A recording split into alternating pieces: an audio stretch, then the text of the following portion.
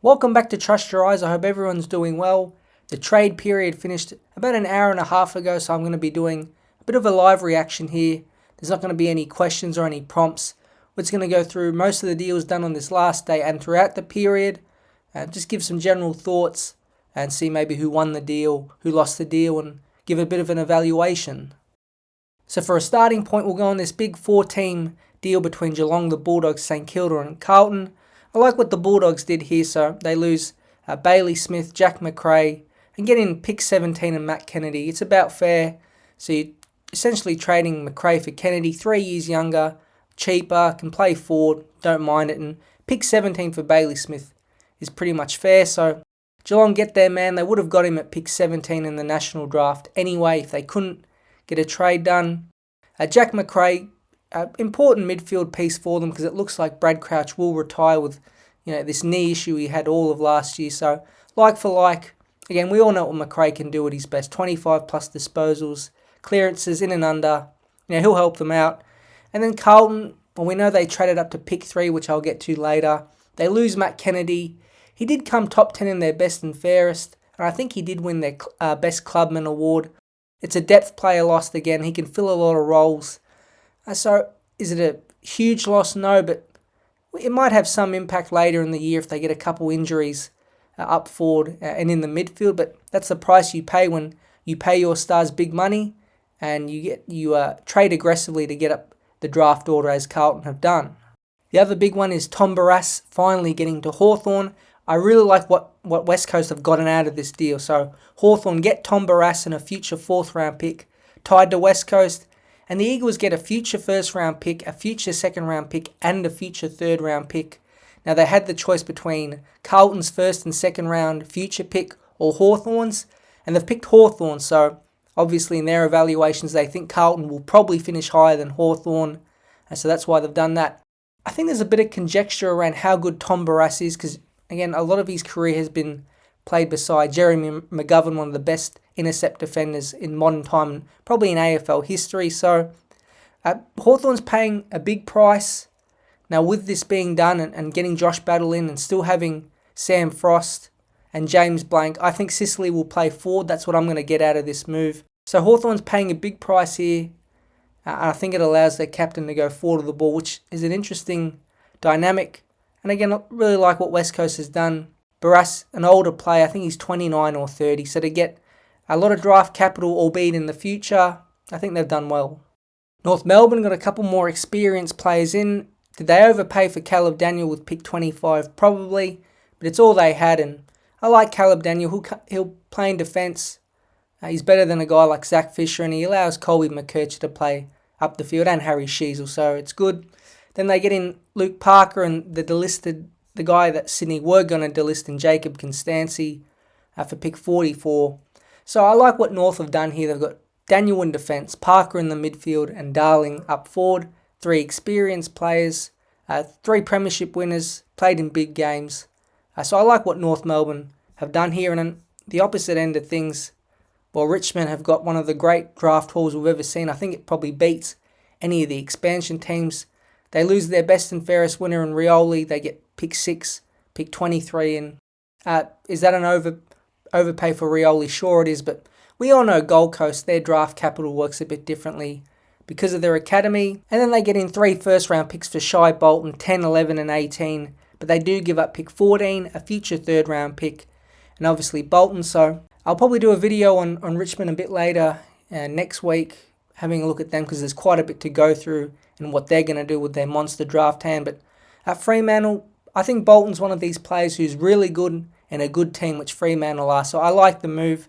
Again, did they overpay? Maybe a little, but it's probably worth it for Bolton. And we know the weakness in Freo is probably that kind of explosive midfielder and forward half player, which Bolton can do at his best. So I like that. And with Gold Coast, I really like Dan Rioli. I actually like him a little more than Dan Houston, which might surprise you a bit, but I like Rioli's speed. He'll be great under Damien Hardwick in Gold Coast. Another experienced premiership winner. Our Gold Coast defence is okay, but he adds that really elite level, especially at the back half. And we know Hardwick's system is about speed and skill, and Rioli's got that. So I think both of those sides have done well to get in two experienced premiership winners from Richmond, and they're just great deals. The other multi-club trade was on the 15th of October. That was the big mega trade between Port, Collingwood and Gold Coast. Probably the most significant trade and the one that has an easy winner-loser. I think Port Adelaide lose this trade horrifically. I think they essentially gave up a future first-round pick for Jack Lukosius. I don't get it. Lukosius is got a big contract because it was back-ended at Gold Coast, and now they take that on. They lose their future first-round pick. And Lukosius is a good player on his day. Sure, he can kick 5 goals, but then he can do nothing. Is he a forward? Is he a half forward? He's played on the wing before. He's played out of defence. I'm guessing at Port Adelaide because of Dixon, he'll play forward, but he's not that type of power forward.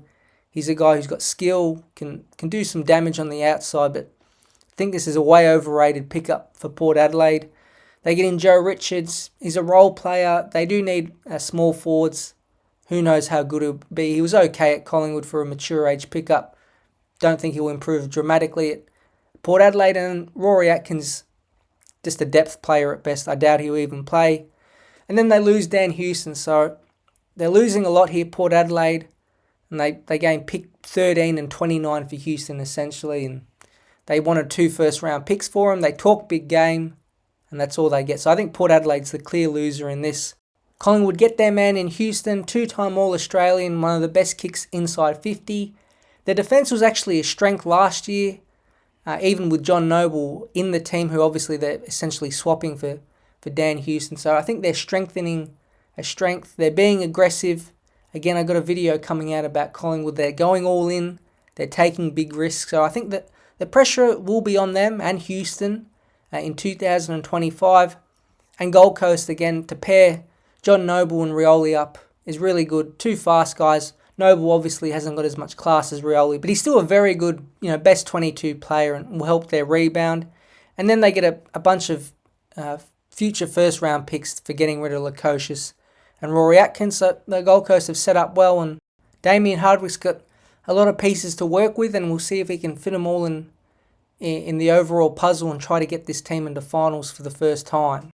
The other 3-team trade that was done on the 15th of October was between Carlton, West Coast and Richmond. So Carlton get pick 3. They're looking likely to take Finn O'Sullivan. If he doesn't go in the first 2 picks of the draft, he's the second cousin of Sam Walsh, another star midfielder. I think from what I've read and looked at, low possession but high impact guy.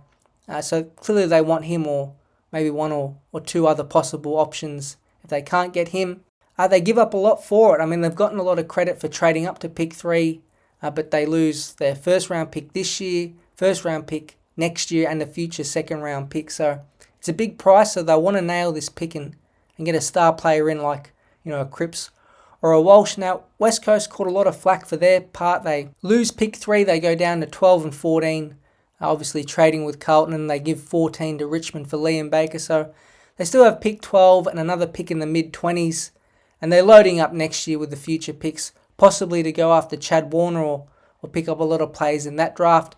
I'm not going to kill them for this. Hawthorn hurt them, obviously trading pick 14 to Carlton a few days before this. Did they overpay for Liam Baker? Definitely. I like Liam Baker a lot, but is he worth pick 14? No, I would have thought he's probably worth an early second-round pick. So I guess that's between about pick 20 and 25. But again, it's all they really had to give, so they have to cough up. But they do get Matt Owies. Would he have been delisted anyway from Carlton? Possibly. Again, they're clearly getting mature age players in because they lose Barrass, so you need to get some older players in, and Owies and Baker are solid. They know what they get from them every week. I think Owies probably has a ceiling where Baker, could we see him get a bit more responsibility in the midfield? Will he play in defence? He's kind of a good piece to have because you can place him anywhere and you get the same effort contests. So I think Baker's a good pickup, even though they did have to overpay for him. I get a bit of the hysteria, but they lose maybe in this deal. But then when you look at the Barrass one, I think they win that one. So all these things kind of balance out in the end. But clearly West Coast will have a pretty strong draft hand next year, and we'll see what they want to do with that. Now, I know there were some other trades like Peatling to Adelaide and Sharp to Melbourne, but the last one I'm going to focus on here is Stringer joining the Giants for pick 53. I like this move from Essendon. Just get rid of him. I know he kicked 40 plus goals, but he's always out of shape. There's something going on with him, and he only really plays well when he's out of contract. So it cleans a bit of air. I'm glad Essendon have done it. They got to set the standards. I think Brad Scott's doing that. And I don't think Essendon are rebuilding here, but clearly they're stocking up picks for next year. They'll get in Isaac Kako, a small forward, who's an academy player for this draft. So I think they're going with the youth, because I think they know that the team they have right now is solid. It's between maybe the 12th to 8th best team. So I think a little bit of pain in the next year or two could be beneficial down the future line, not only with the results on the field, but just setting the standard off the field. GWS, to me, this is a bit of a free shot. I'm not even sure Stringer's in their best 22. You got Hogan and Cadman you think they'd play. Then all those smalls like Green, Daniels, maybe Bedford if he goes back forward, and then Darcy Jones. So feels like Riccardi and Stringer are kind of fighting for that third tall spot, even though Stringer isn't really a tall. So I'm not sure Stringer's a guarantee to even start round one for them next year. So maybe that'll give him a bit of a challenge to try and get in shape and play some consistent football. So that's about it for all the big trades. Nothing really surprising happened in the end. Still thought Oliver might be a chance to go to Geelong at the end, but nothing panned out. So that's it. Now, on a quick aside, I do hope that they kind of limit this trade period down to maybe 3 days instead of the 10 or whatever it is, because it's ridiculous. They had the cameras in the rooms as I was watching it live, and the managers and list people don't do anything. They just sit there with their arms crossed, and then with 10 minutes to go, everyone boots into action. Now, I guess it's good for the media. They have trade radio. So there's a media component of this, but for 10 days, nothing happens over the first 9 days, and really only with half an hour left does a bit of interest happen. And it's pretty predictable that all the deals pretty much get done. So I do hope they constrict it to maybe, 3 or 4 days in the future, but wouldn't surprise me if they keep it the same lengths. But now we have about a month off till the national draft, which will be big. We'll see what Richmond does with their pick, what Carlton does with pick 3, and what all our clubs do. So thanks for listening. I hope you enjoyed the trade period. It was a bit long, but hopefully you got a bit of hope that your side can do well in 2025, and I'll be back soon.